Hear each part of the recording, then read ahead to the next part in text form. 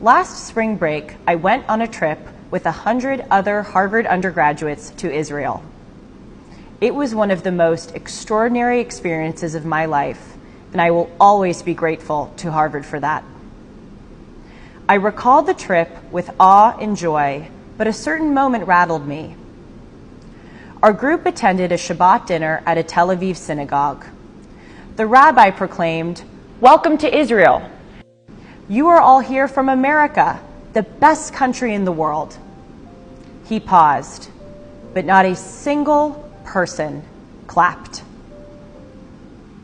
The Israelis stared in disbelief.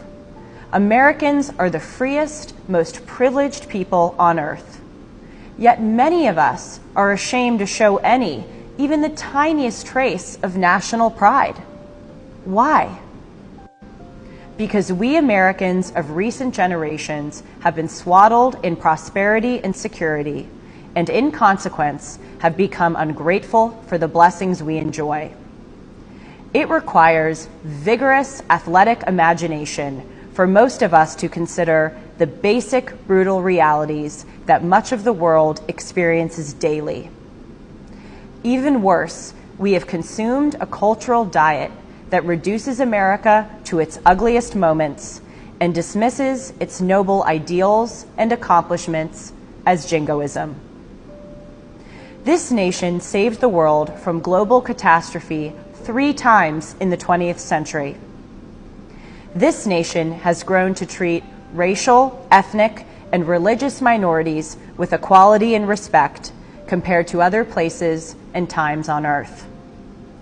This is the nation where people are not constrained by their gender, religion, or class, but can work to achieve a better life. In this nation, we can criticize our government, secure in the knowledge that we will rise the next morning and our country will still respect our rights. We view these things to be our birthright, our permanent and guaranteed condition, but they are not. They exist only because past generations have sacrificed to secure and maintain them. And to our discredit, we have used these blessings not to strengthen our country, but to tear it down. We members of this university and we Americans have shirked our responsibility as the most privileged cohort on earth.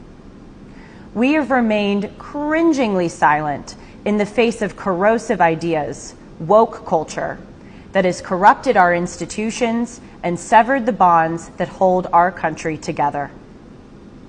The New York Times won a Pulitzer Prize for reporting that the sole purpose of the American Revolution was to preserve slavery, and we remain silent.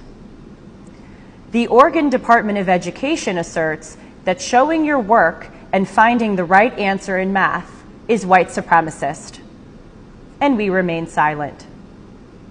The American Medical Association has stated that the U.S. should remove gender from birth certificates, and we remain silent. Howard Zinn, the author of the most widely read history text in American public schools, said that America has done, quote, more bad than good, and we remain silent. We are ashamed to be American. The shame should be on us. Too many use their right to free speech to advocate suspending it for all who disagree with them. What a litany of dishonesty. We are using our privilege to undermine the very system that has given us that privilege. America, despite its failings, is the last great stand on earth. We must speak up against this now, or our civilization will face a somber reckoning. Thank you.